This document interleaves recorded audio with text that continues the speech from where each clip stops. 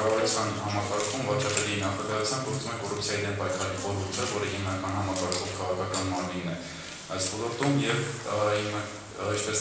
մոնիտորինգի հանձնաժողով, որը արդեն ավելի գործադիր ֆունկցիաներ իրականացնող մարմինն է, իրականացնում է մոնիտորինգ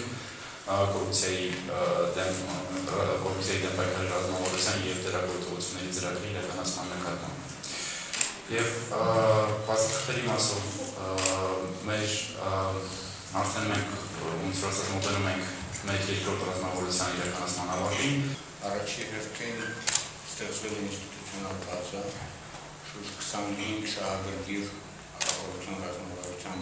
նախատեսված պատասխանատու գերատեսչություններում ստեղծվել են կամ նշանակվել են պատասխանատու պաշտոնյաներ, պետական ծառայողներ, երկու հոգի յուրաքանչյուր գերատեսչություններ, որոնք ուսուցանվել են ռազմավարության հաշվետվությունների կազմման մեթոդիկայով։ Հիմնական խնդիրը որտեղված է Հայաստանում կրճատող կոռուպցիայի մակարդակ։ Կոռուպցիայի մակարդակը տարբերության չափում դուք գիտեք, որ կիրառվում է կոռուպցիայի ընկալման ինդեքսը, Transparency International համաշխարհային բանկի կոռուպցիայի վերահսկողության ինդեքսը, ինչպես նաև արդար կառավարման համաշխարհային բանկի ինստիտուտի մի շարք ցուցանիշներ։ Հանրապետությունում ըստ հետազոտության արդյունքների կոռուպցիոն ռիսկերը 2010 թվականի համամանությամբ նկատվում է դինամիկայով նվազում։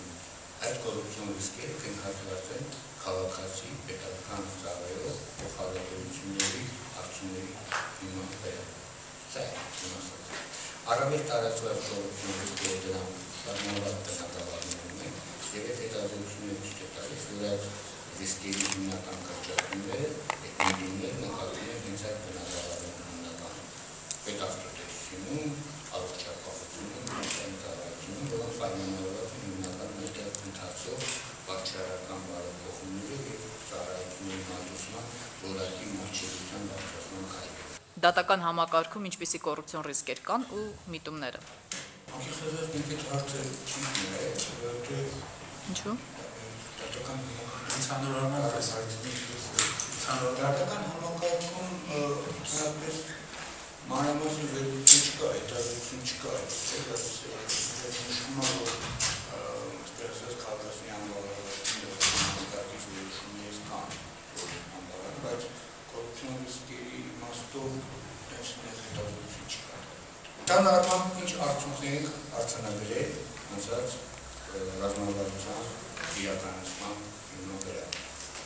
Ընկալումներում դրական փոփոխություն։ Իհարկե, բայց չեմ ուզում, որ նշում, որ բացարձակապես փոխվել է, ոչ, որտեղ նոր կգտնվում, TI ինդեքսը դեռ շարունակում է մնալ իր մակարդակի վրա 36։ Սա ընդհանրապես նորից եմ ընդգրկնում, որ ֆիքսում է այն միտումը, որը կա, այն սահմանը, որը աճում է եւ այդ միտումը նկատվում է։ Հիմնական կրճատումները պետք է նկատվում են բոլորտեղ, որտեղ առավել տարածված։ Մեր հասարակության մեջ ուզում եմ, որ ժուրնալիստները վերագրողները տարբերակեն ընկալումները կոռուպցիայի մասին եւ կոռուպցիոն ռիսկերը փաստացի որոնք արձանագրվում։ Այդ երկու հետազոտությունները, երբ որ քաղաքացուն հարցնում են, դուք ինչ եք կարծում Հայաստանի կոռուպցիան տարածված, ասում են այո։ Երբ որ երկրորդ հարցը ունեն հետազոտության մեջ ասում են, դուք երբևիցե նման գործակների մեջ եղել եք, ասում են ոչ։ Այս երևույթը, որը բնորոշ է Հայաստանում, այսինքն մարդը կարծիքի հայտնում է ընկալման մասին, բայց ես նման գործակների մեջ չի եղել։ Այս տարբերությունը խոսում է հենց որ ընկալումները չեն բխում կոնկրետ իրականությունից։ Այդ հետազոտությունները ունեն իրենց լավ մշակված մեթոդիկան եւ մարդկանց բացապես չեն կաշառակտվել այդ չնայած այդպիսի հարցեր։ Երբ որ ձեզ ներկայացվեց կոռուպցիոն ռիսկերը, դա հաշվարկված է հետևյալ կերպ, ասենք հարց է տվել մարդուն դուք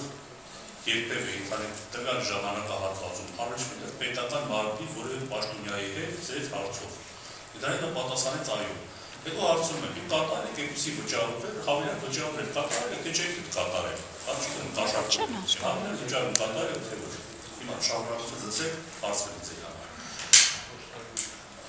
Որոշ մարդիկ պատասխանում են այո, որոշ մարդիկ թաքցնում են եւ պատասխանում են ոչ։ Այսինքն, ասենք բացարձակ արժեքով թե ինչքան է կոռուպցիոն կոռուպցիայի մակարդակին չկար, այլ շատ դժվար է։ Բայց որ դուք նույն հարցերի խումբը եւ նույն մեթոդաբանությամբ հաշվարկներ եք կատարում մի քանի տարի շարունակ, դուք տեսնում եք այդ ցանցի փոփոխությունը, այն ինչ ցույց տվեց Դավիթյանը, երբ 2008 թվականին այո պատասխանատուների քանակը հավելավճարներ կատարել են, պատասխանել էին 15%, իսկ հարցումները 3-4 հազար մարդու մոտ էր կատարված։ Իսկ 2008 թվականին արդեն այո պատասխան հավելավճարների մասը ընդհանրեն 10%, սա նշանակում է, որ այո, իրոք կա թաքնված կոռուպցիայի դեպքեր, որի մասին մարդիկ չեն ասում, բայց այն դեպքերը, որոնց մասին մարդիկ ասում են, նրանք նվազել են։